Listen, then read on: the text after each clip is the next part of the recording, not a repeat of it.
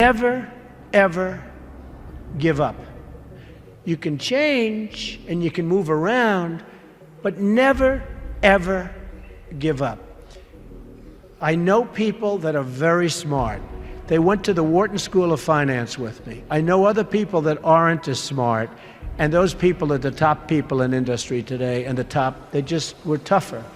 They didn't give up. And the smart ones had everything on their plate. They'd always come in with the A+ on the tests and the good boards and everything else. But when they ran into problems, they didn't know how to solve the problems like the guys that weren't as good. And it's very seldom that you see something other than this happen. So never, ever give up. A lot of that is all in the details. You've got to be into the details, because if you're not, they'll come back to haunt you. So oftentimes, life is in the details. Well, business also is in the details. You have to be very careful. You have to watch the dotted I's, because you can really lose tremendously if you don't watch those details. So we discussed that, and as Robert likes to say, probably more than I do, that's the little finger, but it's all about the details. It's very important. Right. You want to be totally focused. You can't take your eye off the ball. When I had troubles in the early 90s, a major article came out, and it said very strongly, everything he touches turns to gold. And I believed it. So I'd go out with models at night instead of working. But that wasn't good. And I remember I had a big lease coming up, and there was a big show, and I went to the show. I said, don't worry, fellas, you can handle the lease, you'll get it done. Well, I came back, they didn't get it done, and I would have had it done 100%. And then the market crashed in the 90s. So I had trouble, but it was sort of an amazing, I wouldn't want to do it again. It was an amazing test of yourself. Can you handle pressure? How are you under pressure? Are you smart? When everybody's coming at you. The worst employee is a good employee. A bad employee is fine because you fire that person right away. A great employee is phenomenal. You want to keep them and cherish them. They're fantastic. But a good employee, you never sort of fire them, but they never lead you to the next level. They just keep their job. They're sort of too good to be fired, but they're not good enough. You're never going to do great.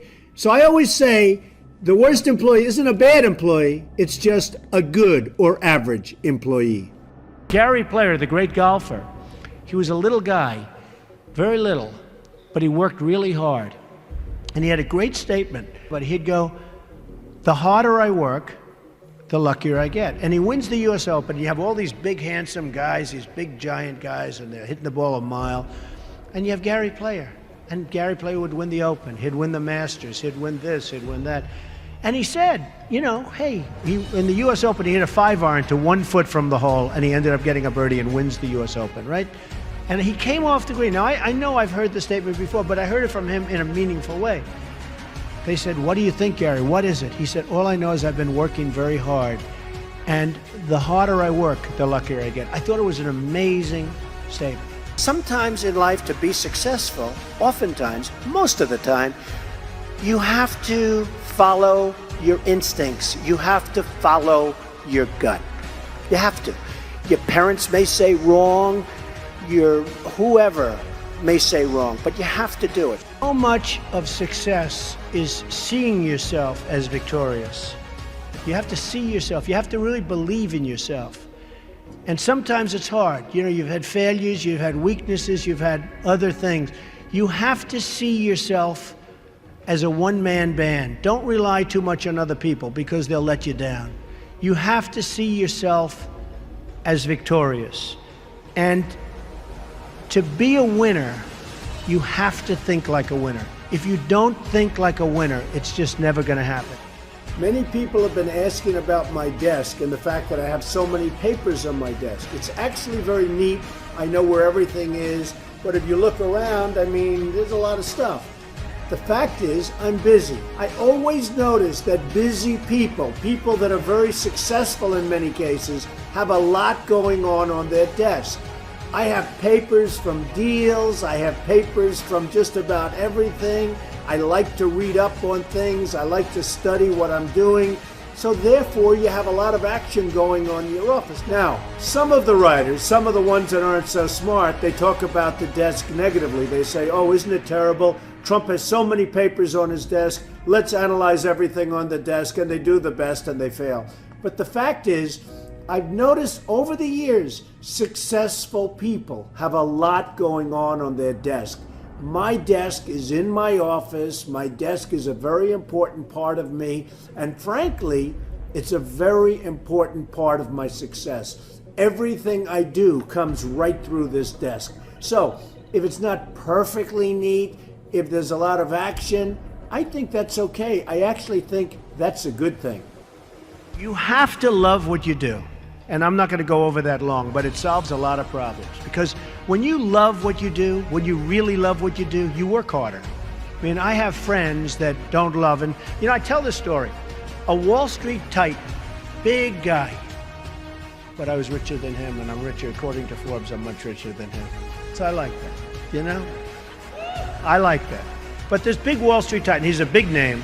He has a son, and his son is a wonderful human being, which is amazing because the guy's a horrible person. But he's one of the biggest guys on Wall Street. So he wants his son, Alex. I'm going to use the name Alex. It's not his name, but I don't want to get this guy in any more trouble with his father than he already is. Alex isn't the strongest character. The father is a brutal, vicious killer. So the father has a big firm on Wall Street, and he wants Alex to go into the firm, of course. Come on, Alex, get in there, get in there. In the meantime, all these kids are graduating from Wharton and Harvard and Stanford, and they're just eating Alex's lunch. He doesn't have a chance. He doesn't have a chance. And he doesn't like it.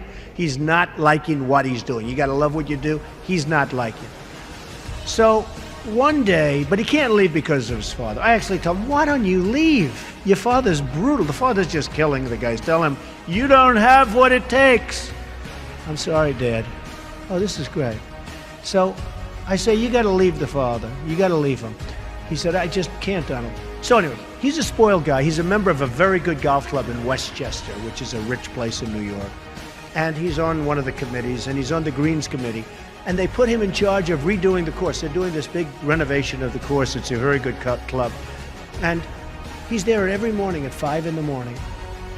He doesn't leave. He did such an unbelievable job. The contractors respected him. Everybody respected him. So the wife comes up. He's doing so great, Donald. He's so amazing. And they give him an honor. And this is a tough group of people that have this club. They're club members and they're difficult. They gave him an honor. The club came in under budget, faster by 2 months.